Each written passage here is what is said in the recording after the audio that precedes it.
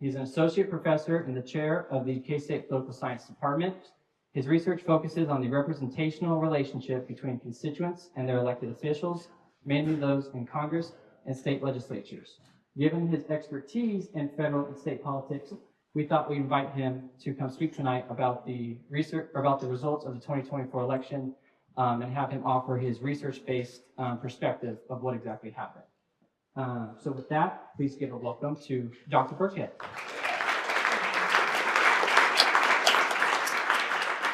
We'll go back and forth with the mic here. I was wondering about that. Yeah, I wasn't able to get the wireless one set up. My bad.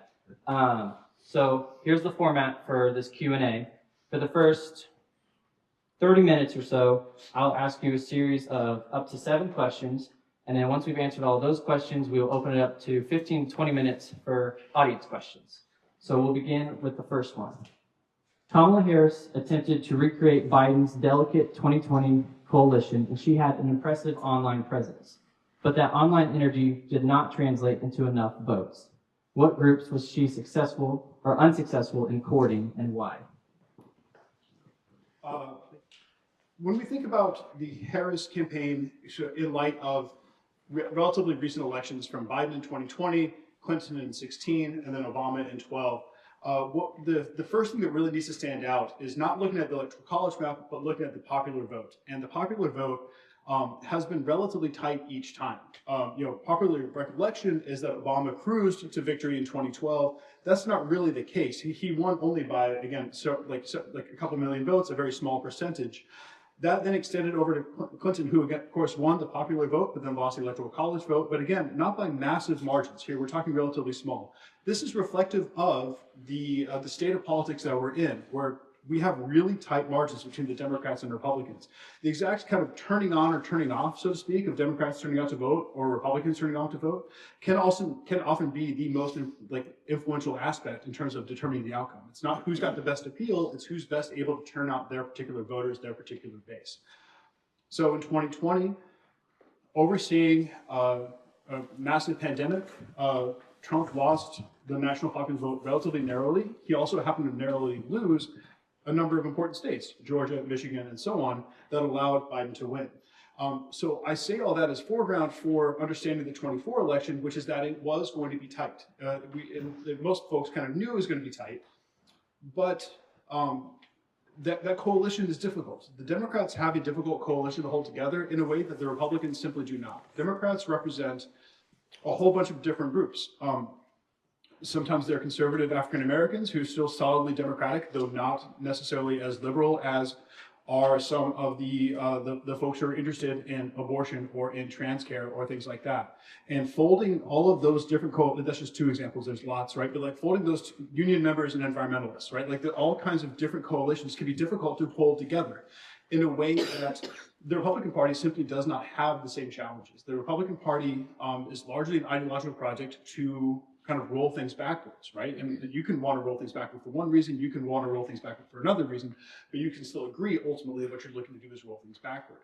And because of that, it makes the organizational challenges a little bit more structurally difficult for Democrats than it is for Republicans just to try to hold on to those folks. So fast forwarding to 2024, we saw that exit poll data, Harris still won most of the groups that Biden had won in 2020, that Clinton had won in 2016, but she lost some ground in some important areas. She lost ground among people of color. She lost ground particularly among men of color. She lost ground, like white men, people who look like me, have disproportionately been Republicans anyway. That trend continued. And so she was not able to really kind of capitalize on folks and ultimately like kind of ceded a little bit of territory to Trump in that case.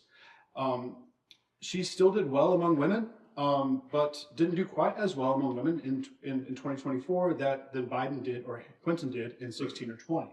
And so all of those aspects just made it a really difficult, a difficult coalition to kind of hold together, partially because Democrats were trying to simultaneously say, we want to protect Israel and we want to support Palestine. Right, we recognize the challenges of the economy, but hey, we did a really good job. We did a better job than most other countries did in coming out of the pandemic recovery.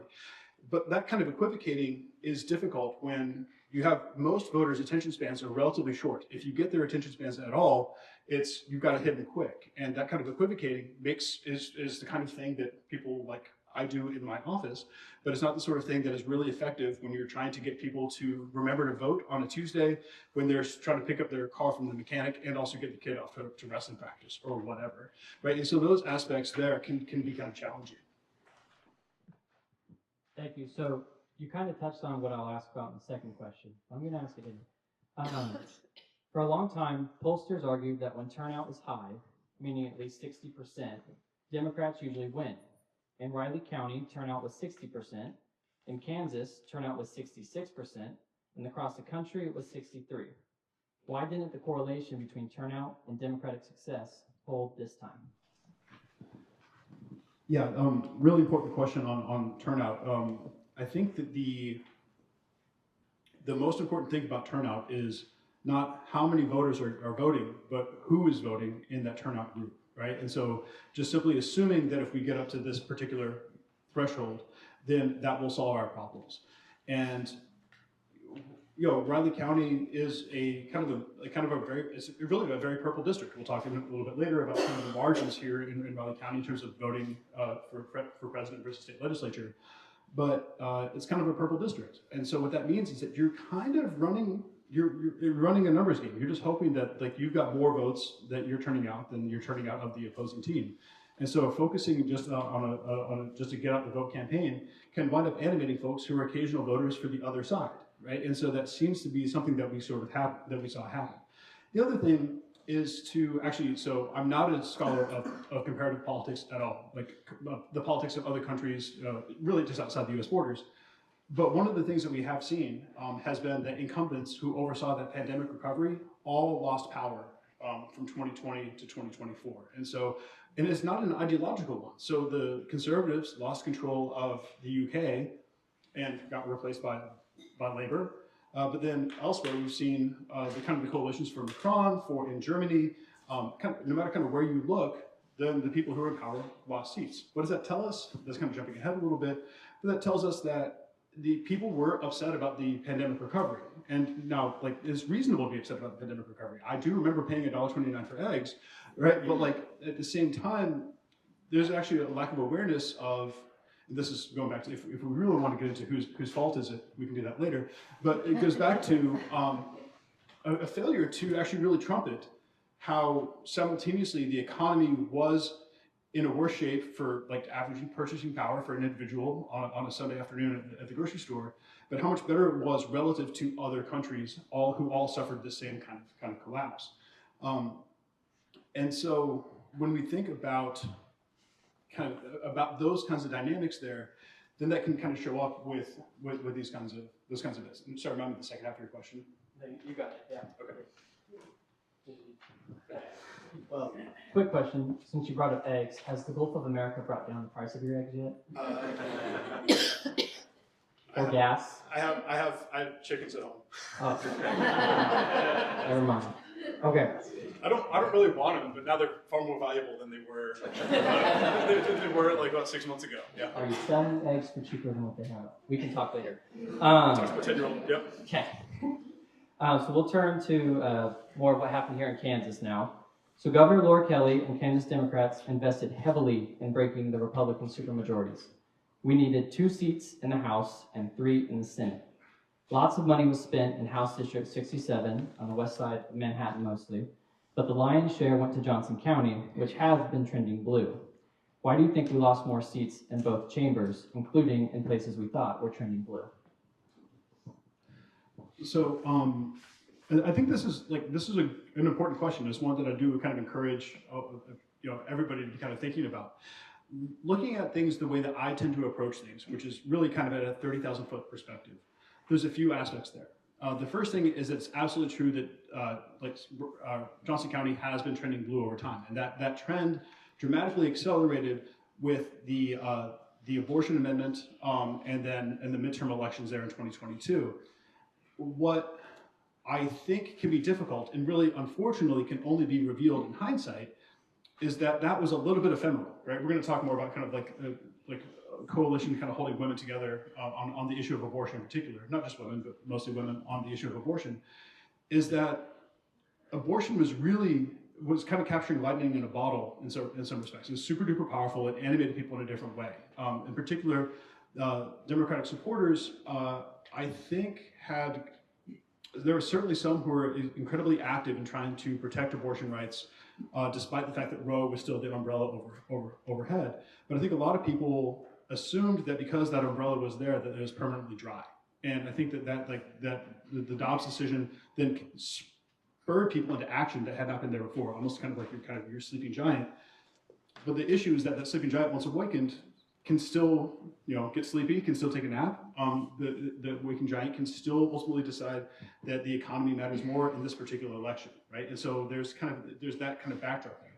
I say all that to say that it's certainly true that Johnson County was trending blue, but that's not a guarantee, right? Like just because things are moving in this particular direction doesn't mean that they will always continue to do so. House District 67 is a really tough district, right? Like for like anybody who's representing it is going to have a tough time keeping so we've had Republicans in power for past three incumbents, Phillips, Dodson, and now Rozier. It's difficult because you have to appeal to the moderate, like kind of in the middle, but you also have to appeal to the people who will vote against you in a primary if you don't really kind of toe the party line there. And so that's a difficult position to take. Sometimes it comes down to candidates, kind of local candidate connections. We'll talk about the sort of the Senate race in a minute.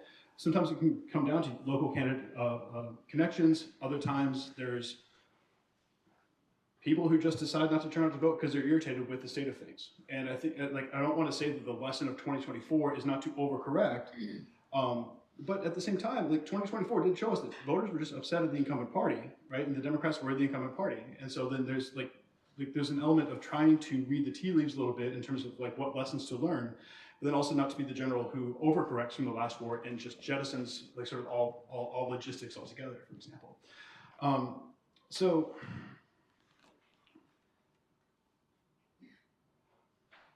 I think that ultimately when we think about these things, what goes into an average person's mind as they're making a vote choice?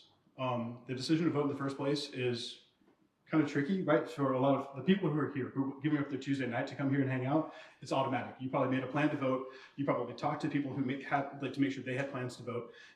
That sort of thing. But for a lot of people, there's a lot of people who just simply Googled who's Kamala Harris on election day, and while in one respect I'd kind of like to put myself in the head of somebody who can just kind of float around like that.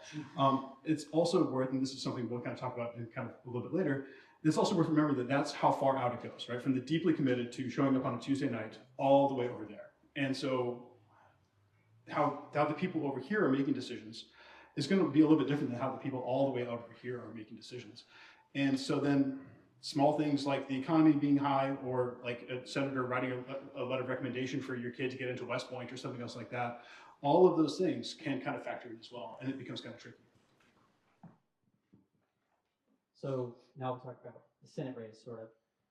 Kamala Harris won the popular vote in Riley County by about 300 votes, but Senator Yusha Reddy lost her race by 600. Split ticket voting doesn't happen a lot anymore, but it certainly did in this case. What groups of voters do you think were most likely to split their votes this way, and why do you think both Kamala Harris and Brad Starnes appealed to them? Yeah, good question. So I'm sure we're all familiar, but just to make sure that we are, the idea of split ticket voting is you simply just vote for a Democrat in one office and then a Republican in another office. There used to be an era when split ticket voting was incredibly common, particularly in the 1970s, when the parties were kind of sorting out what they stood for. Are Democrats in favor of segregation? Or are they in favor of civil rights? That kind of thing. It's far more common now to have people who just vote down the line one way or the other. There are people who voted for both Kamala Harris and for Brad Starnes. There are people who voted 2.5 years ago now, for Laura Kelly and Chris Kobach in the same statewide race, which, yeah. Explain that. Save that question. Save that question. So to quickly kind of close off the door that I just opened, these are such small percentages. You should already got 98% of the vote that Kamala Harris got, right? 98%. And what is in that other 2%? It can be really hard to understand, right? So Brett Starnes has a history of being a public school teacher and then a principal. Maybe he was just your kid's principal and he was good to your kid one time that your kid did something stupid and probably should have gotten the book thrown at him more. Like this is, again, I would give this advice to any organization, but like you can make yourself crazy chasing those like 350 voters out of the 12,000 that voted, right? And so like I don't think there's a lot of lessons to be learned from a loss like that, because yeah, you should already can credibly claim to have done a lot of the similar things that would have kind of allowed for personalistic voting that Brett Starnes got. It just didn't work out on the day. I think you put that into consideration with a lot of other factors, including again the strong anti-incumbency bias. That can be enough. So that's, you know, it's one of those sort of things that if you flip a random coin 10 times, occasionally you will get 10 heads, right? It's still a fair coin. That's just sometimes just the odds are kind of against you, but that's how this kind of rolls. So again, you've already touched on what this next question will kind of ask about, which is after the 2022 elections, Democrats across the country, including here in Kansas, thought abortion would be a winning issue, but that didn't really pan out. What were the most important issues to voters, and why didn't the Democratic Party's message appeal to them? Yeah, I think this is the big question. In fact, ever since the primaries in 2015, I've largely kept my money in my pocket when it comes to expecting political outcomes. But yeah, I still felt relatively comfortable assuming that abortion was going to be a little bit more influential than it was. If we look across the country, there were a number of states that had abortion on the ballot that actually saw largely kind of consistent elections with what they'd had before, rather than kind of a blip as a consequence of abortion being on there. And the way I think about it, particularly as it pertains to Kansas, is one, it's the news cycle that goes so fast now. It's almost old news, right? Dobbs happened like well before the presidential election. As a consequence of it, like I've already punched myself out. I'm already mad. I've already made my phone calls. I've already written my letters. Secondly, here in Kansas, I've already voted, right? I've already voted on this. We've settled it ourselves here in this state, right? And not to say that people who want abortion to be legal here in Kansas don't want abortion to be legal elsewhere, but it's just simply there's only, you know, that's outside the locus of control. I think, but the other thing, just to come back to it again, is that if I have 5 things on my card that I care about at one time, they can't all be first, right? I'm going to have to play in rank order. And so there are enough people who were upset about, you know, economic precarity, whether it's and sort of whether that's gas prices, whether that's something else like that, but whether it's just even if I've got a job but I'm worried about AI or automation taking that job over, like that sort of thing puts people in a position of fear, right? And then that position of fear then can allow listening to other voices that one typically wouldn't think about, right? The other aspect is that, again, and one of your next question is about the Democrats paying more attention to working class families. I believe this is your next question. Sorry. I don't take orders from people. Sorry. Is that again, like this issue has been kind of solved, right? And so like now we're going to focus on this other issue for now. This, not to say it's not important, but it's kind of on the back burner. I expected it to have slightly longer staying power than it did in terms of kind of the popular consciousness. The Harris campaign tried very hard to make it stay in the sort of, but stay in the national consciousness. But one of the challenges that campaigns have, this is a broader question you didn't ask, but there's one of the challenges that the campaign has is that even for something like the DNC, which is the most watched Democratic event of every 4 years, something like the RNC is the most watched Republican event for every 4 years, it still gets far fewer viewers than does Monday Night Football, right? Than does The Bachelor, right? You know, you sort of insert your thing here. And because of that, no matter how much you are parroting things from the rooftops, it's typically only reaching the ears of the converted. It's not typically reaching the ears of the unconverted, right? And so I think that there's only so much that elites can do. Sorry, we say elites, I just mean political officials. There's only so much elites can do to actually steer the narrative. It requires, you know, everything from editors to audience members and giving clicks and things like that to kind of reinforce those messages as well. So, kind of not question prepared here, but when we saw in 2022 that people who turned out to vote no didn't all turn out to vote for Governor Kelly, that maybe could have foreshadowed what we saw in 2024 as well. Short answer is yes here. The short answer is absolutely yes, right? The sort of the juncture between the people who voted in August no, and then turned around and voted again in the fall of 22 to vote in the gubernatorial election, that number is different, right? And part of the reason for that is that an issue like abortion doesn't always, but tends to, but can transcend party lines, and we saw that, right? In a state that has only elected Democrats by bare margins, voted 60-40 on that issue is pretty wild. The other thing, though, is that we tend to operate in a place where if we consider one particular issue, and we consider that one particular issue on its own, we don't think about it as partisans. So years and years ago, I'm dating myself here, this is probably 2008, Arkansas voted up and down the ballot to vote Republican candidates. Republican sweep, maybe it's 2010. Republican sweep in all the congressional races, then also voted to raise the minimum wage, right? And those two things don't go together. But they did. And so when voters are able to separate an issue from the party, then they tend to think more about what they're looking for, right? When it's think about it as the party, then it's about what's good for my team, right? And that kind of ability to kind of toggle levels back and forth kind of helps. And I think that's part of why the kind of the Johnson County kind of blue giant that some people have kind of been anticipating didn't really materialize, is because it wasn't just about abortion. It was about everything from taxes on food to, if Chinese governments can own property in Western Kansas, right? And once all that other stuff kind of gets in the mix, then it kind of obscures the single point that you're focusing on. So we've got 10 minutes left, and we'll answer 2 more questions, hopefully. So in the fallout of the 2024 election, it seems that the Democratic Party has realized it needs to regain support from working class people. For any party that wants to build a working class platform, what policy positions should they take? This is, I think, one of the most interesting and most actually fluid aspects of politics, setting aside the fact that right now Washington, D.C. is not even fluid, it's kind of gaseous.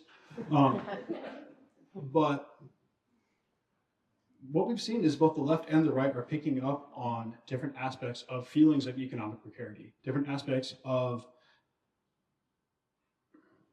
feeling like this sort of that rather than realizing the American dream of your kids having a better life than you have, that maybe the best days of America are kind of behind us.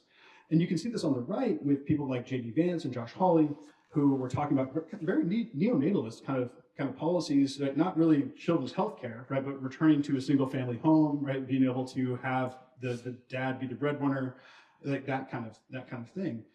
And on the left, you can see trails of this. Obviously, Bernie Sanders ran this kind of insurgent campaign back in 2016 that kind of capitalized on the Occupy movement and the anger about income inequality there.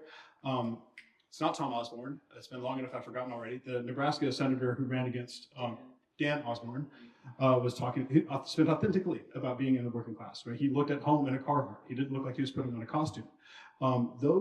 Those kinds of elements, I think, for the Democrats will be helpful. I think that the thing that if I were a Democratic strategist, I would still be frustrated about is that Biden did more for working class folks from 2021 to 25 than did any president of recent memory. In terms of childhood poverty got cut during the initial response to the COVID plans. At the same time, Biden was complicit, and partially complicit, not exclusively. Congress is the one who controls the purse strings, I think, where the cuts to childhood poverty, the entire kind of COVID packages were allowed to roll off in 22, and then childhood poverty again surged. But I think that if you want to have a cohesive kind of working class kind of aesthetic, if you will, it's 2 things. The first is having people who are not Ivy League trained, who are attorneys, who bill $450 an hour before they go to the private sector, speaking authentically about being working class issues. It's so tiresome. You can just predict it. Oh, well, I'm not poor, but my family, my dad was a blank, right? Worked in the dry cleaners or the mines or something else like that. That's that element just reads phony right away. If you're I've got students who are first gen, right, whose families actually did do that, right? And they can see right through that kind of stuff. So I think part of it is in the candidate selection. I think the other thing, though, is on the actual issues. I think that the Democrats did do more for working class families from 21 to 25 than the Democrats had done for the previous, well, since the Affordable Care Act. But that's not sufficient, right? Like unions and working class used to be a backbone of the Democratic Party. That started to slip away with like 1948, the Smoot-Hawley reforms, right? And ever since then, what we've seen is a weakening, undercutting of labor. And so, if you're going to say like Clinton did not help the unions out, Carter did not help the unions out, and so people have long memories, and they don't turn on a dime. They turn very slowly. It's almost like driving an oil tanker, not a jet ski. And so then if you want to have a credibility there, then you continue to show up, you continue to work, and you continue to recruit candidates who are as compelling as Dan Osborne, but ideally in your case will work with the Democratic Party. I know you don't like to make bets, but I'm going to ask you to predict the future here. So this is the last question, then we'll open it up to audience questions for probably about 15 minutes. There's a gubernatorial election in 2026. Secretary of State Scott Schwab has already announced his candidacy for governor. Ty Masterson is likely to announce after the end of this session. Historically, Kansans flip which party controls the governor's mansion every 8 years. What do you think would have to happen for a Democrat to succeed Governor Kelly? Good question. I'll start by saying that Kansans are actually idiosyncratic in a lot of ways. National government trends tend to actually kind of have that same kind of 8 to 12 year kind of cycles before switching back and forth. There are a lot of states that don't. They're just kind of permanent one-party states. I don't recall the last time a Democrat was elected in Oklahoma, for example. So as somebody who's from Colorado, like, Kansas is at least keeping everybody honest. What would it take? All right, so what would it take for a Democrat to retain the governor's mansion in 3.5 years' time? 2.5 years' time. Gosh, yeah, time is fast. Sorry. My kids keep on growing. Sorry. So what would it take? Well, I think that the most important thing for folks to think about is that while, again, folks in this room may think primarily about, they may know who their state elected officials are. They probably know who the members of the school board are and who their county commissioners are. That's not the case for most other folks. Most other folks also tend to forget that the governor has an entire different portfolio, a whole different set of issues that she is responsible for than is the president. I guarantee you that there have been calls to, well-intentioned calls to the governor's mansion saying, hey, make Trump like stop impounding congressional funds, make sure he releases funds to the NIH. Like I would be willing to talk about wagers. I'll put that wager down without having to call my wife. I'm gonna put down an ample amount of money for that. So why do I say that? I say that to say this, is that people are going to interpret their congressional office and their gubernatorial offices as an extension of the presidential party.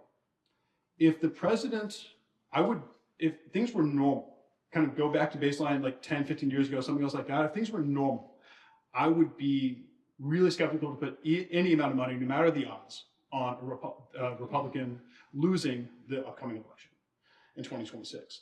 However, if things continue to go the way that I see them going right now out of DC, it's really dynamic. People are upset on all kinds of levels.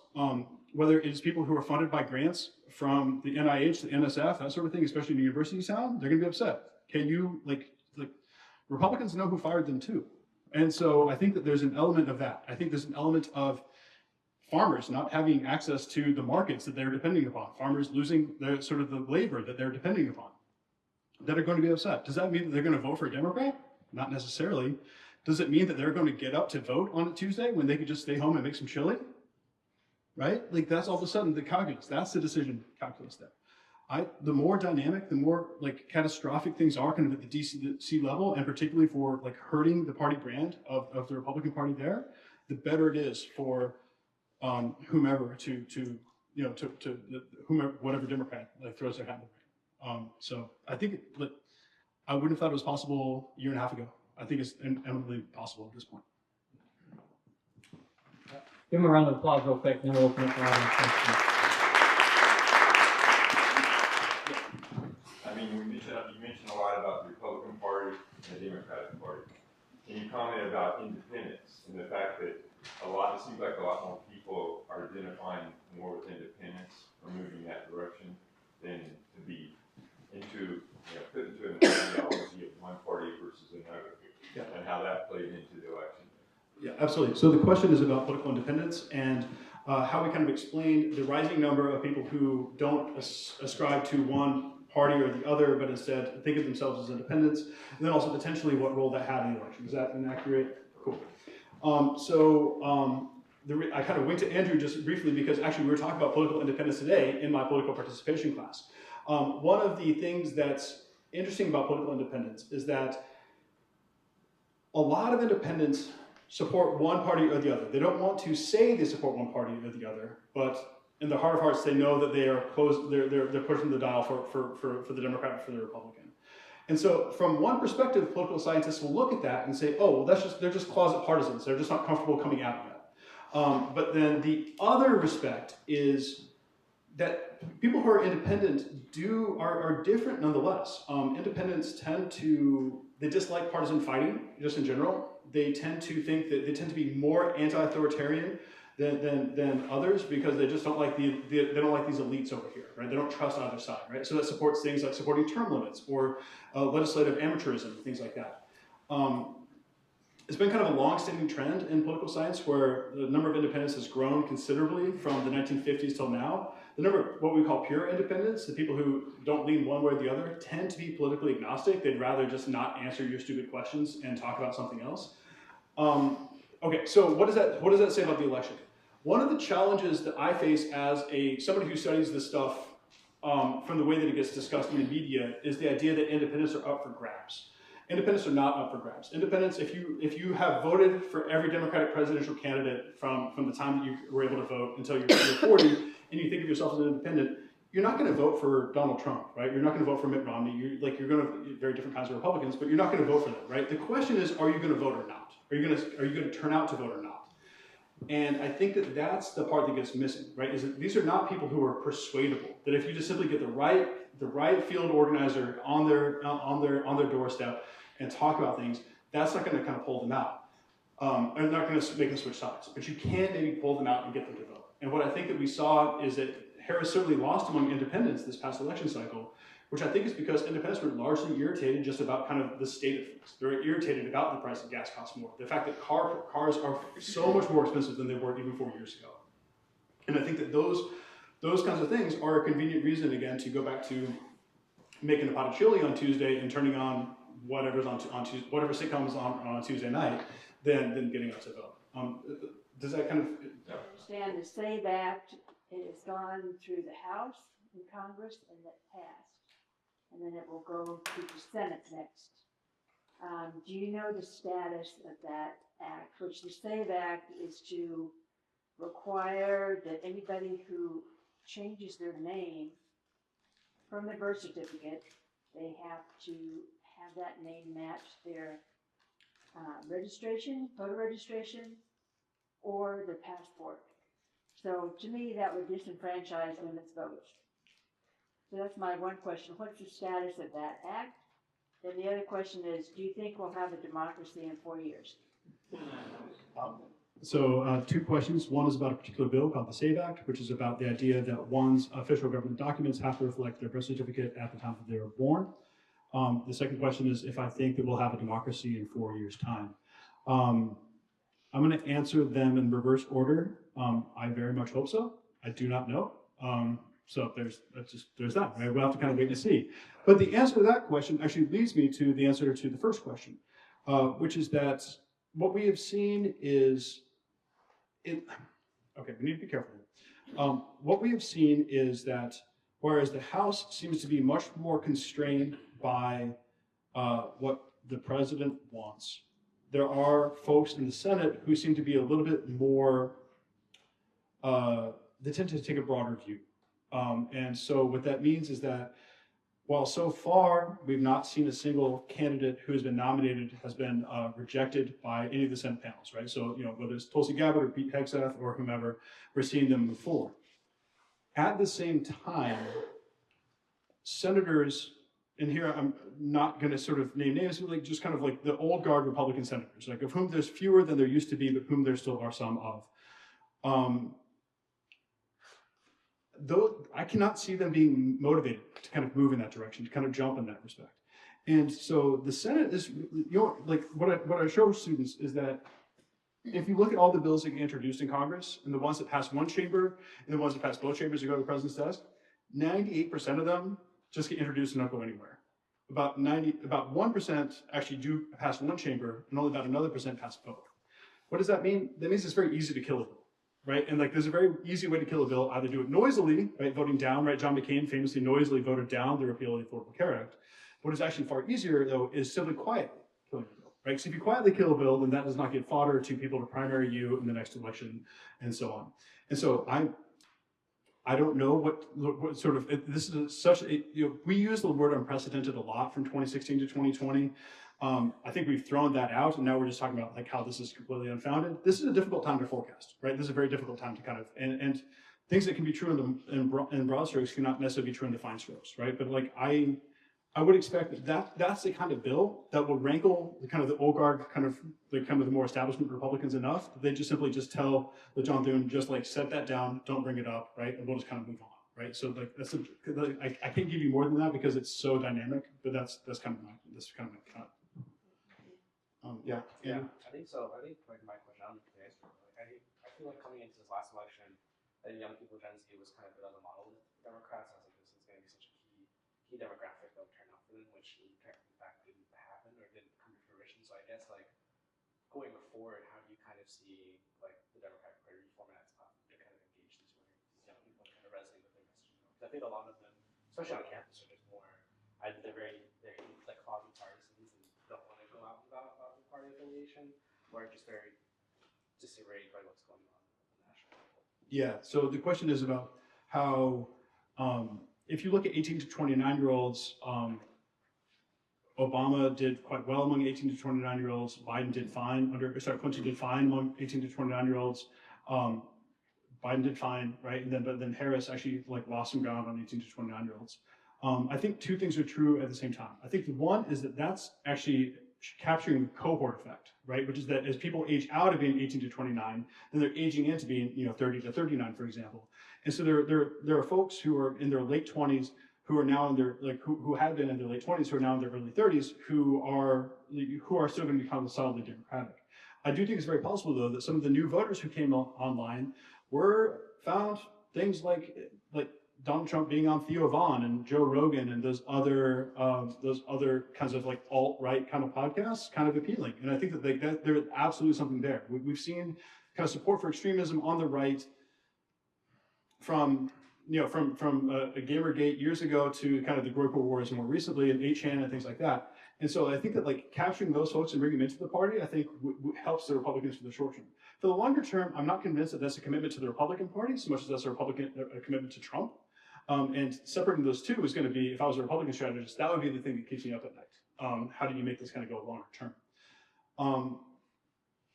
But I think that, again, one of the if there's a consistent theme in this talk, one of the most consistent things that I come back to is that trends and correlations are not determinative.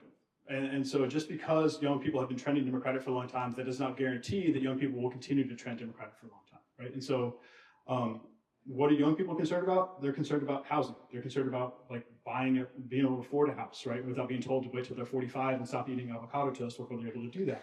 And so I think that, so it's a little bit more dated. It's actually, people my age, but yeah. I think that like, if you want to have a party that can actually effectively appeal to these folks, like doing it in that way is it. Now, Biden, to his credit, like kind of political acumen, tried to forgive student loans, right? Which doesn't affect current students as much as future sort of past students. But it's absolutely sort of the thing that you would think would move the needle until you remember that a lot of people who are 18 to 29 don't go to college, right? And so what are you doing for those folks? And one of the challenges, again, going back to consistent themes, one of the challenges that I think that the Democrats are having is that the people who are advising them tend to have gone to college, right? They tend to come from well-to-do families. They tend to have the time and political capital to invest in a career in DC, and they're the ones who are in those rooms making like kind of advising policy, right? But not through any ill intent, but just simply that you're familiar with what you're familiar with. Yeah. In Kansas, can you comment at all about Ty Masterson and Dan Hawkins? Anything at all? So the question is, do I have any comment on Dan Hawkins and Ty Masterson, the leaders of the House and Senate Republican parties respectively? What I will say is going to be brief, given my job. What I will say, though, is that Ty Masterson in particular has shown an ability to lead a group in a real kind of effective way, in a way that you kind of see similar to the way Mitch McConnell led the Republican Party in the U.S. Senate, in a way that the Democrats in the U.S. Senate would probably be really grateful for. The sort of the effectiveness of leadership that Masterson has in getting his people together, figuring out exactly what they agree with, and achieving that goal is something that Chuck Schumer seems to have no capacity for, but something that Mitch McConnell was incredibly good at, right? And so I kind of see it in that way. We'll kind of see more about Hawkins as his leadership continues to go, but I'll have to leave it for that one. Let's see, yeah, one and then two. I have a question, which I'll ask in a minute, but I just wanted to make a comment about the lady that asked about democracy in 4 years. I can't remember where I read it, but I think it must have been in the newspaper. It might have been the Manhattan Mercury. This gentleman who has been a proponent of the Confederation of States for many, many years suggests that he's unhappy with the Trump administration. So he's suggesting that maybe this is the time to turn over the running of the country to 50 individual states. And that scares me more than Trump does. And do you think there's anything that would... I think that, so the question is about a gentleman who's been one of the kind of the forerunners of the Convention of the States, saying that that may be a better tool than either federal government under Trump House or perhaps alternatively a Harris White House. I would simply wonder what that gentleman is billing per hour to the Confederation of the States PAC, because if I also could get paid $500 an hour to tilt at windmills, then I would happily do so. Okay, my question is, as someone whose role in the campaign committee has been to try and ferret out what issues should be, the candidate should be for or against, what I've heard you say tonight is, don't waste your time, it's kind of a crapshoot. Did I mishear you? You certainly heard me. I see your pen. You're taking notes. So the question is, if you are on the campaign trying to figure out what issues to talk about, is the takeaway point: don't waste your time. It's a crapshoot. Sometimes it is a crapshoot. 2008 was a crapshoot. I don't think that there's anything that John McCain could have done to win. I don't think there's anything that Barack Obama could have done to lose. I think that there are some years that it's just kind of it's out of your control. It's well outside your locus of control. Particularly if we're talking about state ledge races. That's in terms of the voter pecking order. They kind of don't remember them, right? That's if you ask them, if you made them write in the name of the office in which they were going to vote before they voted, you get the president, you get some governors and some senators, you get far fewer members of the House, and that'd be about it, except for the true believers. I'm not advocating for that, to be very clear, right? But I'm just saying, like that's kind of how people operate. But what happens? I think in 2 years, well, again, not even 2 years, in less than 2 years' time. You'll be running candidates again, fielding candidates again. I think we can reasonably expect that people are going to be upset about the what's going on in DC, and as a consequence, then how are you going to kind of solve it at your local level? But I think that there are things that are always going to while people still overwhelmingly think about the national politics when making decisions at the state level, the local level. There are enough folks who do know, right, that it's not the president who determines the school mill levy. And so then talking to them on that, right? And it's just kind of turns into a numbers game to make sure that you get enough folks who know what the school mill levy is, right? And then how to kind of move on it, that you're kind of able to find that. But the bottom line is partisanship is a very, very big elephant in the room, right? And so then there is less room in which all the other issues can kind of dance around it. but it's not a crapshoot. You can kind of read things. People are always going to be concerned about schools. People are always going to be concerned about the economy. The question is how concerned about the economy we are, right? Like, so there are going to be kind of this perennial kind of kitchen table issues. Sorry, Kellen, you have to take it unless you have something. No, I was going to ask you, do you have to go? And I know you're also an Uber for your children. I'm an Uber for my children, but not right now. So I can. I can do at least 2 more because I have 2 other people had hands up. Oh gosh, 3 more, 4. Oh god. All right. All right. One of them I already asked. I'm not sure if it's a question or a demand to explain how we have Governor Kelly and Chris Kobach. So really quick on that one, it's very hard to say. We don't have good exit polling at the state level, and so it's very hard to find the sort of exit polling itself is flawed. We're looking at tiny percentages here in terms of people who voted for Kelly and Kobach. My hunch is that some of them are just simply people who like they did ticket balancing. I'm going to vote for a Republican and a Democrat. That's going to tie their hands. That's my quick rapid fire response. Yes. Something that I noticed during the election cycle was I felt like the Democrat Party was really trying to contextualize every issue. And maybe that's because they were trying to speak to a broad spectrum of people from moderates to very progressives. But I felt like the Republican Party did a very good job of like, eggs are expensive, we'll bring that down. You're paying too much for gas, we'll fix that. Can you just speak to some of that and maybe like our challenge really dealing with just the complexity of what it means to be Democrat in 2024 and trying to speak to all of those people? And is that a wise approach? It's a really good question. So the reflection is that if we juxtapose the 2024 DNC and RNC campaigns, the DNC campaign looked like a really fun party, like you wanted to be there. It looked like the vibes were great. And it was always about offering a policy solution, but while offering a policy solution, often an explanation for why that policy existed. Whereas the Republican Party did not have good vibes. It did not look like a fun party. It just from a neutral kind of content perspective, it just did not look fun. It lacked context. It lacked any sort of sophistication about certain policy, and just said, we're going to fix your eggs, we're going to fix this, we're going to fix that. I think that there are 2 lessons to learn, and so like lesson number 1 is that, as they say, if you're explaining, you're losing. Right? So I think it's better to just be direct about what you're going to do and then explain why you're doing it later, rather than making an argument for this case, right? Because ultimately, what's that? Sorry, right? And so like that's kind of the first thing. The second thing is to, particularly in the current moment, is to remember that not everybody's operating in good faith, and that sometimes you just can't bring facts to a feelings fight. Right, and so like there's an element of that as well, as whereas like Michelle Obama said, when they go low, we go high. That doesn't work in football. If they go low, then you have to get lower. Right, and so I think that like that's an element where, again, going back to I am somebody who's well educated, but I think that like that's going back to like some of the folks in the Democrats sort of groups who are like disproportionately representing people who are well educated and probably didn't go to public school like I did. But that's kind of my yeah, good question. Sorry, all the way over here, and then we got 2 more over here. Yeah. So the question I have, in 2020, there were not a lot of presidential candidates on the ballot because they had pared it down. I guess it was like Jill Stein, she didn't run because everybody, a lot of people got pushed out because of what happened in 2016.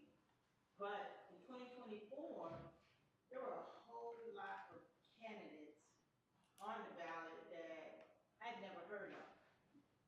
So if you started adding up those numbers, do you think that had a profound effect, or with the election being so close, Yeah. So good question. So the question was on 2024, there was a whole lot of third-party candidates, just kind of from top to bottom, setting aside the 2 major candidates.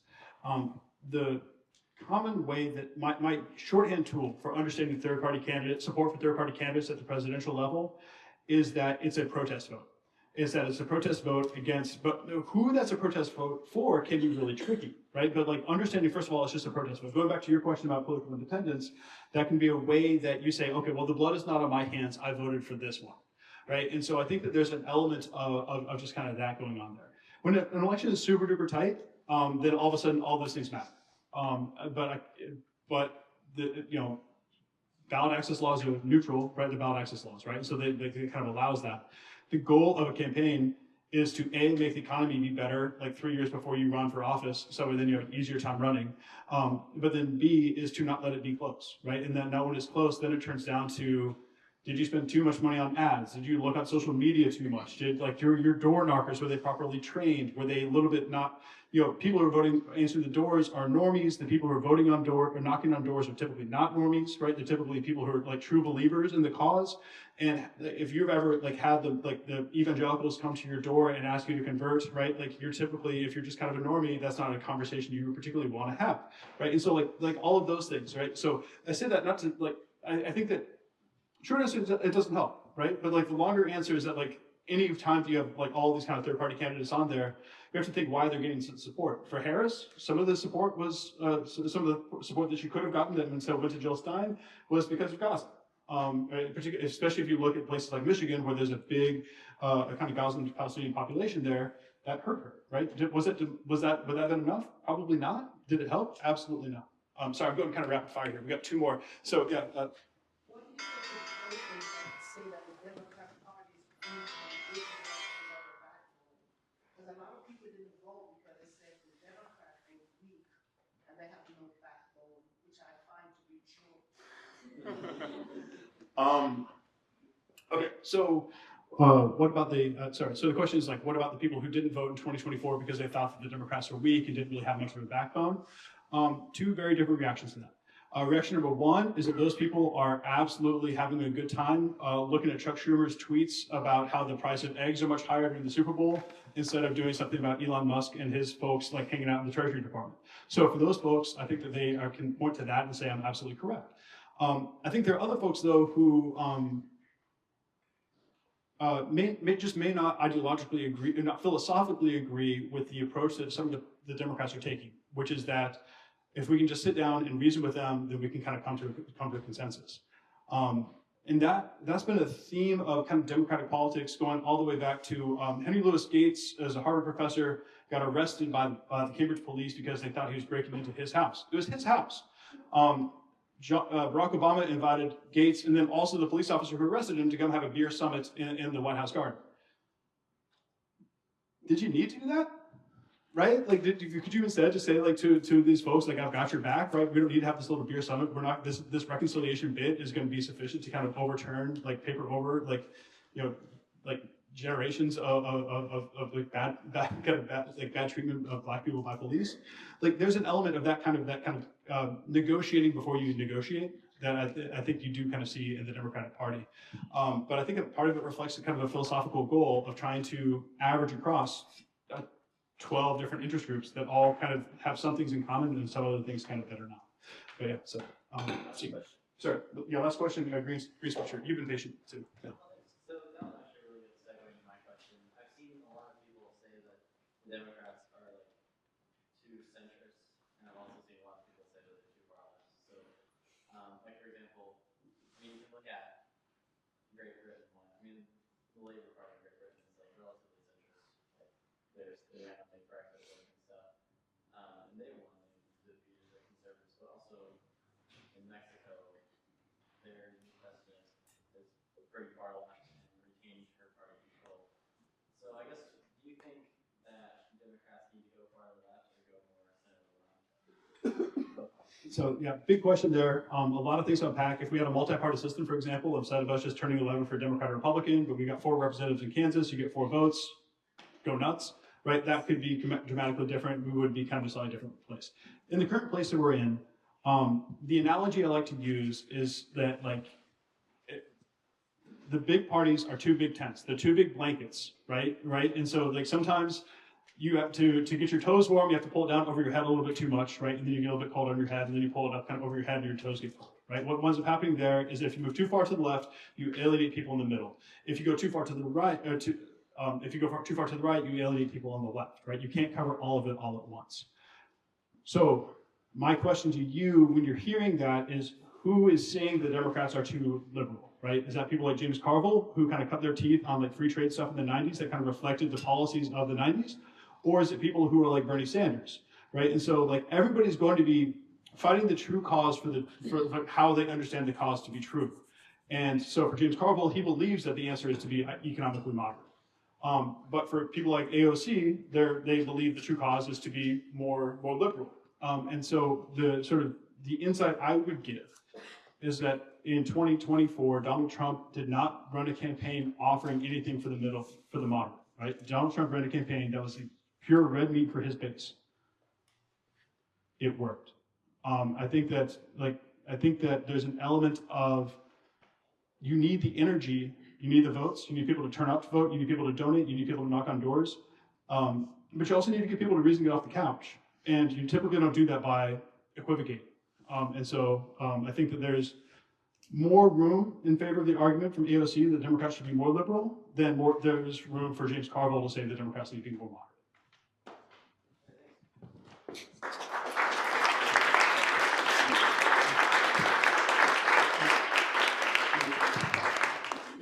Thank you, Dr. Burkett, for coming and giving us that research-based perspective of what happened really the last two elections, 2022 and 24, and then how we can rebuild over the next 2 years.